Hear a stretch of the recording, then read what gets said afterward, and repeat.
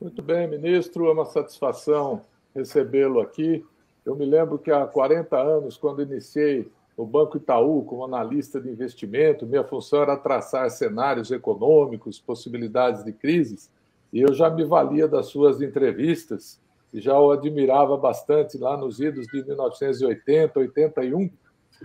Suas entrevistas, suas informações sempre me foram muito valiosas. Muito E de lá para obrigado. cá, acompanho sua carreira, que foi brilhante, e fico feliz em vê-lo aí, forte e rijo, aí, conversando Obrigado. conosco Obrigado. hoje, Sobretudo pelo nesta forte tarde e aqui. rijo. Muito obrigado. E até no mesmo embalo, eu diria o seguinte: o senhor que viveu aí muitas situações políticas desse país, o senhor assistiu e participou do primeiro governo estadual eleito depois da ditadura, né, que foi do governador André Franco Montoro, depois participou da nova República.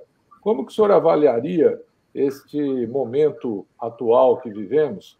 Tem alguma semelhança com a nova República, com o processo de democratização, no sentido de avançar ou de retroceder? Quer dizer, há como traçar algum paralelo entre o momento atual e alguma coisa que o senhor tenha vivido na vida política nesses últimos anos?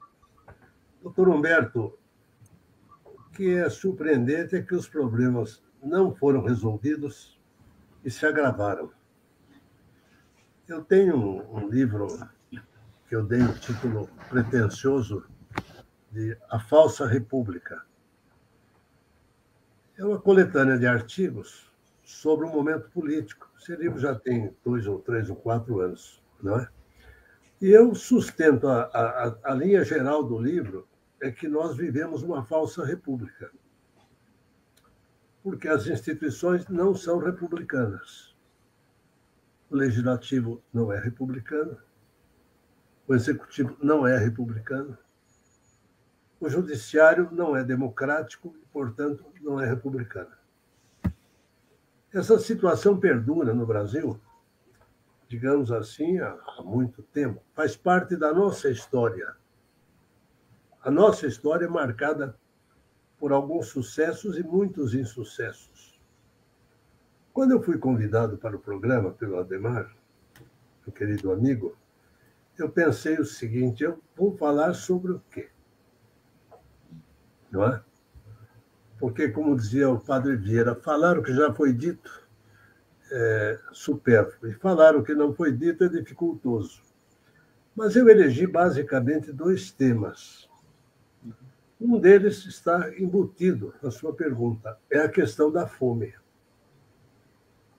A fome nos persegue durante toda a República. Eu não vou falar do regime imperial, porque foi marcado pela presença da escravidão, né? Então, é outra situação completamente diferente. Mas a fome é uma constante em nossa história. E a fome é um fenômeno completamente antidemocrático, desumano, antirrepublicano. Eu fui olhar as últimas estatísticas sobre a fome. Em cada 10 famílias brasileiras, 4 não têm comida suficiente. Seriam mais de 33 milhões de brasileiros que passam fome. Não é? A referência no combate à fome no nosso país é o grande Josué de Castro, pernambucano, que dedicou a sua vida toda como médico, como cientista, como político, como publicista, como escritor, ao combate à fome. Em virtude dessa sua combatividade, pertinácia, ele foi 2 vezes deputado federal pelo PTB, ele foi caçado pelos militares em 64. Um homem de uma projeção internacional, apontado 3 ou 4 vezes para disputar o prêmio Nobel, caçado e exilado em Paris, onde morreu. Geografia da fome, geopolítica da fome já nos falam de uma maneira comovente sobre o problema da fome. Não é? Há uma passagem do Josué de Castro em que ele estava trabalhando numa fábrica de tecidos lá no Recife, e ele era encarregado, como médico, de olhar a situação dos trabalhadores. E ele disse ao empresário, ao patrão, disse, olha, o problema aqui não tem nada a ver com o trabalhador, nada. O seu trabalhador é doente porque ele passa fome.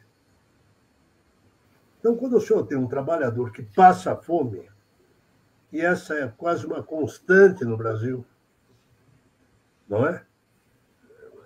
É um problema da mais capital importância. E aqui eu fico pensando o seguinte, doutor Casagrande, que os candidatos à presidência, nenhum tocou nessa questão com a seriedade e com a profundidade que ela exige. Porque, em minha opinião, o problema da fome não se resolve com assistencialismo.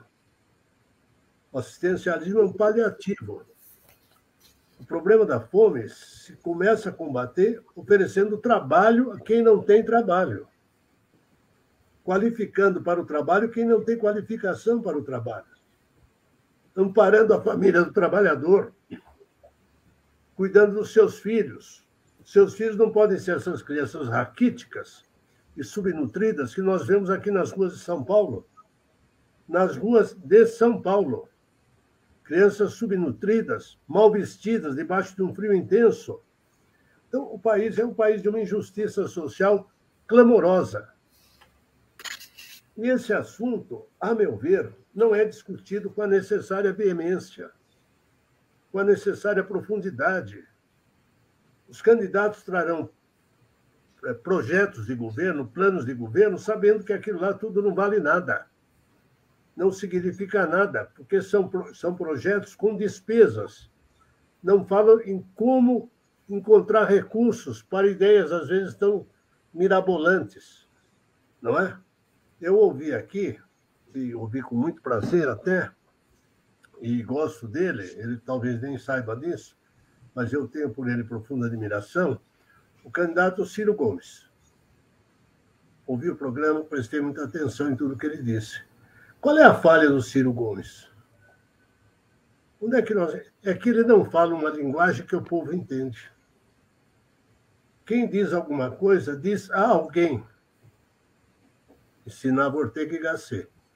Então ele precisa dizer coisas, e as coisas que ele diz são muito apropriadas, mas numa linguagem que esteja ao alcance do homem da rua. O André Malraux, no livro Antimemórias, ele tem uma frase muito interessante, ele diz, falar em liberdade para o homem da rua, a pessoa dificilmente será entendida. Falar em democracia para o homem de rua, que está desempregado, que passa necessidade, que não tem um salário digno, é uma inutilidade, ele não vai entender. Falar em Petrobras para esse homem, ele não vai entender. Alguém precisa falar dos problemas que ele vive diariamente em sua casa. E é isso que não se ouve. Certa ocasião, eu fui fazer uma palestra num seminário jurídico em Salvador. E, ao terminar o seminário, a pessoa que me convidou disse o seguinte, eu era do TST, era ministro. Ministro Pazianotto, gostamos muito da sua palestra, mas o senhor não falou sobre tema jurídico, o senhor só falou sobre política. Eu falei, é verdade. Sobre o tema jurídico, todo mundo vem aqui e diz. Eu vim aqui para manifestar minha indignação diante desse quadro social que nós vivemos. E é isso que nós precisamos, manifestar essa nossa indignação com o que acontece nesse país. Nós não podemos ter 33 milhões e 100 mil, número provavelmente subestimado, de pessoas passando fome. A presidente Dilma, no seu governo, ela baixou um decreto dizendo que a fome tinha terminado. E aí eu escrevi um artigo no Correio Brasiliense dizendo, olha, presidente, a senhora está enganada. Saia do palácio e vá aqui à periferia de Brasília e a senhora vai ver fome. Nas favelas, famosas favelas de Brasília, né? Ceilândia, né? Sol Nascente. Vai lá que a senhora vai encontrar fome, a senhora não precisa ir muito longe. Daí um dos ministros respondeu, não, Almir, acontece que ela se referiu a fome cadastrada. Eu pensei, falei, fome cadastrada, isso não é verdade? Então, eu creio que a minha manifestação, que eu inicio, que tem a ver com as perguntas que foram feitas, é que o Brasil deve ter como prioridade hoje o combate à fome, mas não com políticas assistencialistas, e sim com políticas que integrem esses homens na sociedade, que ofereçam a eles uma oportunidade de trabalho. Nós nunca vamos zerar a fome, mas não é possível, não é? Mais de 30 milhões de pessoas indo dormir à noite sem ter comido nada.